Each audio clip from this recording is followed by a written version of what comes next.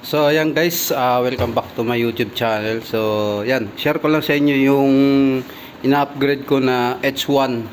So ito siya. So marami akong in-upgrade yan. Yung panlikod niya, saka yung dito sa harapan niya. Ayan. Tapos dito din, so may papalitan din ako dyan na bearing. Dahil yung bearing niya dito sa pinaka-mags niya, so may kumakalog na siya. Yan.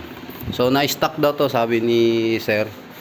So yan, kaya ngayon gusto niya ipa-upgrade para magamit niya ulit. So yan. So yan ang ginawa ko dito mga guys. Bali nagpalit ako ng swing arm. So ayan yung dati niyang swing arm. Ito yung swing arm niya dati, yung stock niya. So ito na yung pinalit ko ngayon, yung fishbone. Ayan. So ayan siya guys. Bali ang ginawa ko dito is saktuhan lang siya. So may spacer pa yan dito. Dito sa kabilaan yan. Kabilaan yung spacer niya. Tapos pinalitan ko na rin ng rotor disc. Ayan, tapos yung caliper niya, saka yung shock niya sa likod. Ayan. So all-ins na copy.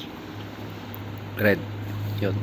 Tapos pinalitan ko rin ng gulong dahil yung gulong nito dati is kalbo na rin. Ayan siya. Ayan. So bali may pre-wheel na rin yan. Ayan. Ganda na pagka pre-wheel. So ayan ang ginawa ko dito sa likuran niya. So ganun din dito sa side niya. Ayan. Ayan siya mga bossing. So pagdating naman dito, yung sa battery niya is naka lead acid lang siya na 72 volts. Tapos yung controller niya is stock na bottle na EM50. So ayan. Tapos pagdating naman dito sa harapan niya, so yung dati niyang manubela, ito siya, yung stock. Ayan siya. Ito yung stock niya na handlebar. Tapos yung sa throttle switch niya, ayan. So bali ang ginawa ko din dyan, pinalitan ko rin ng throttle switch kabilaan. Tapos naka brake master na Brembo. Ayan siya. Tapos yung head post niya na babonet. So ayan siya. Tapos pinalitan ko na rin siya ng panel. Ayan. So yung panel niya kasi dati, so hindi masyadong lumalabas yung tray niya. So ngayon ginawa ko siya, pinalitan ko siya ng bago. So ayan. So wala pa siyang brake fluid dahil inaayos ko pa yung pinaka hose niya. So itong sa likod niya umabot siya, pero yung sa harapan niya, so medyo bitin siya. Ayan. Bitin yung pinaka hose niya dito. Ayan. Kahit hinatak ko na siya, so bitin pa rin talaga. So kailangan ko siya ng palitan ng bago. Ayan. So ito yung dati niyang brake master. Ayan siya. So yan. So ngayon try natin siyang paanda rin para makita natin.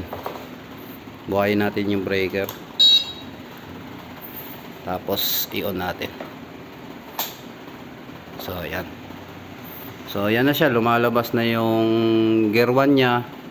Tapos gear 2 natin. 2. Tapos 3. Yun. Tapos yung part niya, ayun, part natin. So gear 1 natin siya. Yan. Gear 1, gear 2, tapos gear 3 nya, yun, umuugong siya. So yan ang gear 3 nya. Sagad na siya sa 99. Yan. Tapos nagbawas na rin ng bar. So, ang pinaka sa panel niya na lumalabas, 99 lang siya. So, 2 digit lang siya. Ayan. Tapos, pagka i-reverse naman natin siya, so, long press lang natin dito. Tapos, sabay ikot ng throttle niya. Ayan. Ito yung reverse niya. Ayan. Tapos, yung busina. Yun. Tapos kung ipa-part ulit natin siya, so pindutin lang natin yung part. Yun. So yan guys, bali tapos na yung e-bike na ginawa ko, yung H1. So ayan siya. Tapos yan, nilinis ko na rin siya. So kung napapansin nyo, naka-black na siya ngayon. So bagong-bago na siya. Yan. So pagdating naman dito guys, so ayan. Ito na yung bagong tire niya. So pinalitan ko. So 100 by 90 size 10. Tapos doon sa may likod niya, sa rear niya, so 110 yun by 90 din siya. So ayan siya. So nilinis ko na rin. Yan. Ang smooth ng pagka pre-wheel niya. Yan. Tapos yan, wala na rin siyang kalog pala mga bossing. Yan. Wala nang kakalog-kalog dahil pinalitan ko na rin yung pinaka bearing niya doon. 6201 yung size niya. So ito siya. So ito kasi kumakalog na siya. Yan. Kaya medyo sabi ko papalitan ko yung pinaka bearing niya. So bali dalawa na yan. Kabilaan yung pinalit ko. So ito na lahat ng natinanggalan ko. Tapos ayan. So ito na yung mga bago naman. So yan, yung pinalit ko dyan mga bossing is bagong tire niya, yung bearing niya dito. So ano yan, isang set dito yan, isang set na to. Tapos pagkadating dito naman sa likod, so bagong gulong din. Tapos shock niya, itong swing arm. Yan. So yan ang mga pinalit ko sa kanya ngayon dito sa e-bike. So yan, ang ganda na niya. So ang ganda ng tingnan dahil ano na siya, naka-carbon na siya, naka head post na babonet. Yan. Tapos ang liit lang ng panel niya. Yan siya. So tapos naka Brembo na rin na brake master. So dito naman yung placer niya, ayan. So subukan natin siya. Ayan.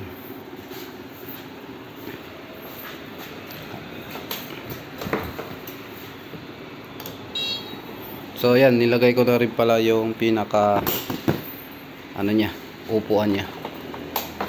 So, ayan. Try natin lahat. Part niya. Ayan. Yung part. Tapos accessories. Tingnan natin yung accessories niya. Yan yung accessories. Tapos dito check natin yung preno. Kung mayroon preno sa brake master. Yun, mayroon. Kabila. So yan. Sa ano niya, accessories. Tapos yung side light, buka natin yung headlight. So ayun yung headlight niya, yung low high. Tapos yung sa hazard niya, subukan natin yung hazard. Yun. So ang ganda niya.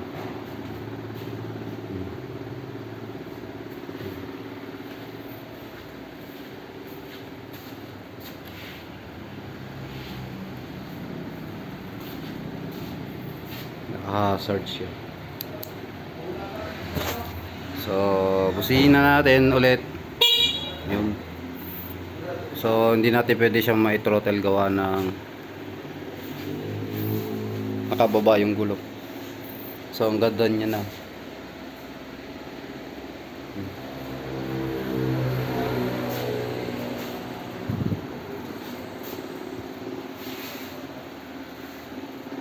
So dito hindi niya pinaano sa akin, pinapalitan. So okay pa naman yung ano niya, yung pinaka-shock niya dito sa harap. Okay pa naman yung telescopic niya. Kaya sabi ko sayang naman, huwag niya muna ipagawa. Yan. So yan, all black na siya guys. Bali nilinis ko na rin siya. Kasi nakita nyo naman kung gado din siya kadumi. Kaya yun, medyo pinunasan ko siya para hindi naman ganun kadumi pagka once na binalik ko na siya, kinuha na siya ng may-ari. Yan. Ganda ng pagka-pre-wheel guys. Okay. So yan, dito medyo tumaas na to. Yan. So dito pala guys, ang nangyari kasi dito sa hose brake niya, yung dating stock niya, so ito siya. Yan. So maiksi. So hindi hanggang dito lang siya. So ngayon ang ginawa ko, nilagyan ko siya ng dugtong dito. So ito may tugtog to. Kaya medyo yan, iba yung ano niya sa dito. TRC. Yan. So may tension kasi ito guys. So nakalagay doon sa may loob yung pinaka station niya, kaya yan siya. So yan, ang ganda niya na. So siguro matuwa na si bossing dito pag once na nakita niya na ulit yung e-bike niya na iba na ang forma. Yan. Yan. So yung may-ari nito guys, police. Stock lang yung ano niya, yung hub niya na 3,000 na size 10. So yan. Okay na siya. So wala na akong problema. Lahat ayos na. Ayan. So ito na lang yung kukunin niya mamaya. Tapos yung gulong. Ayan. So yan guys, kung gusto niyo magpa-set up sa akin ng mga e-bike, so yun, PM lang kayo sa sa Entry Electric Motorcycle Parts and Accessories. Inquire lang kayo doon boss, para ma-message ko po kayo or ma-message ka ng admin namin, para kung sakaling gusto nyo magpa-setup ng ganitong e-bike o kahit anong e-bike po. So yan.